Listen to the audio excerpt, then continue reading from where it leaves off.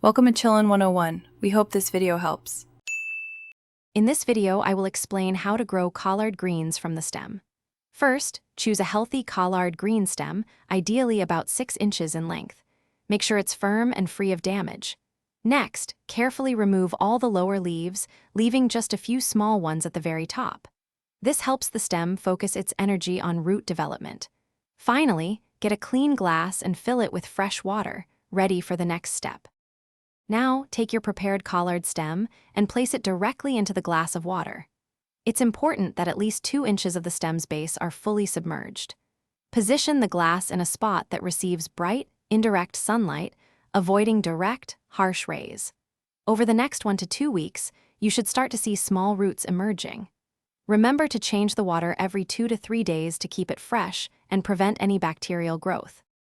Once your collard stem has developed roots that are about 1 to 2 inches long, it's ready for transplanting.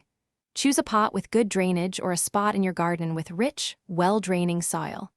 Gently plant the rooted stem, ensuring the roots are covered and the top leaves are above ground. Water it thoroughly immediately after transplanting. Keep the soil consistently moist, but not waterlogged, to help your new plant establish itself.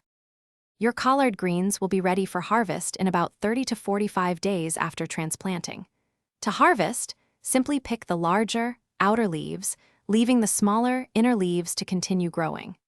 This method encourages your plant to produce more leaves over an extended period. Provide consistent water and occasional feeding for the best yield. For more great gardening tips and other deals, check the description below, and don't forget to look for the link to Darn Tough Socks. Thanks for watching. Consider subscribing if we helped you.